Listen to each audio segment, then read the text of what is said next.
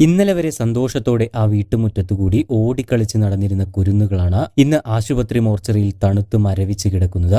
അച്ഛൻ സന്തോഷത്തോടെ വെച്ച് നീട്ടിയ ഭക്ഷണം ആ കുരുന്നുകൾ കഴിച്ചു എന്നല്ലാതെ ഒരു തെറ്റും അവർ ചെയ്തിട്ടില്ല. അച്ഛന്റെ കൂടെയാണോ അമ്മയുടെ കൂടെയാണോ ജീവിക്കേണ്ടത് എന്നതിലുപരി അവർക്ക് ഈ ലോകത്ത് ജീവിക്കാനുള്ള അവകാശമുണ്ട്. ആ ജീവൻ അപഹരിക്കാൻ മറ്റൊരാൾക്ക് എന്ത് അവകാശമാണുള്ളത്? പയ്യന്നൂർ രാമന്തളിയിൽ 4 പേരെ മരണപ്പെട്ട നിലയിൽ കണ്ടെത്തിയ സംഭവം കേരളക്കരയെ ഒന്നാകെ നടുക്കിയിരിക്കുകയാണ്. KT കലാധരൻ, അമ്മ ഉഷ കലാധരന്റെ മക്കളായ ഹിമ, കണ്ണൻ എന്നിവരാണ് മരണപ്പെട്ടത്. കുട്ടികളെ വിഷം നൽകി കൊലപ്പെടുത്തിയ ശേഷം ഇരുവരും ആത്മഹത്യ ചെയ്യുകയായിരുന്നു എന്നാണ് വിവരം.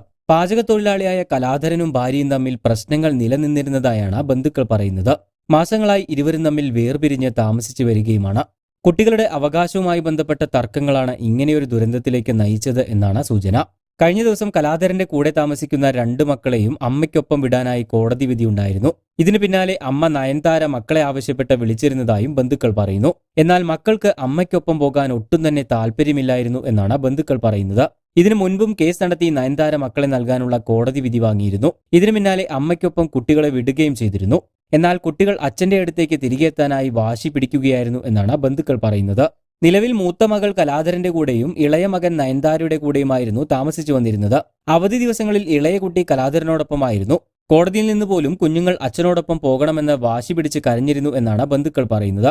ഇതിനു പിന്നാലെ കുട്ടികളെ കൊലയ്ക്ക് കൊടുക്കാൻ താൻ ഒരിക്കലും കൂട്ടുനിൽക്കില്ലെന്നും ജീവിതം മടുത്തുവെന്നും കുട്ടികളെയും കൂട്ടി ജീവൻ അവസാനിപ്പിക്കുകയാണ് എന്നൊക്കെ കലാധരൻ ഇടയ്ക്കിടെ പറഞ്ഞിരുന്നതായും ബന്ധുക്കൾ പറയുന്നുണ്ട്. ഇന്നലെ രാത്രിയാണ് 2ഉം 6ഉം വയസ്സുള്ള മക്കളെ കൊലപ്പെടുത്തിയ ശേഷം കലാധരനും അമ്മയും വീട്ടിൽ തൂങ്ങി മരിക്കുന്നത്. ഉഷയുടെ ഭർത്താവും ഓട്ടോ ഡ്രൈവറുമായ ഉണ്ണികൃഷ്ണൻ വീട്ടിലെത്തിയപ്പോൾ വീട് അടച്ച നിലയിൽ കാണപ്പെടുകയായിരുന്നു.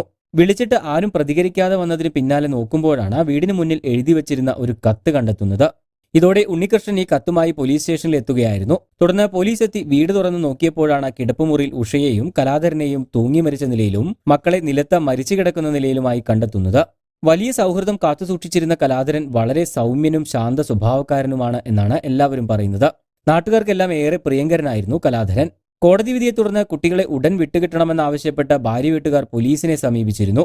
ഇന്നലെ രാത്രി കുട്ടികളെ ഇന്ന് തന്നെ വിട്ടുകൊടുക്കണമെന്ന് പോലീസ് വിളിച്ച് നിർദ്ദേശിക്കുകയും ചെയ്തിരുന്നു എന്നാണ് വിവരം. കൂടാതെ ഇത് പറഞ്ഞ നയൻതാരയും കലാധരനെ നിരന്തരം ഫോണിൽ ബന്ധപ്പെട്ടിരുന്നു. ഇതിന് പിന്നാലെയാണ് ഈ ദുരന്തം നടക്കുന്നത്. സംഭവത്തിൽ പോലീസ് അന്വേഷണം നടത്തിവരികയാണ്. കൂടുതൽ വാർത്തകൾക്കും വിശേഷങ്ങൾക്കുമായി ചാനൽ സബ്സ്ക്രൈബ് ചെയ്യാൻ മറക്കരുത്.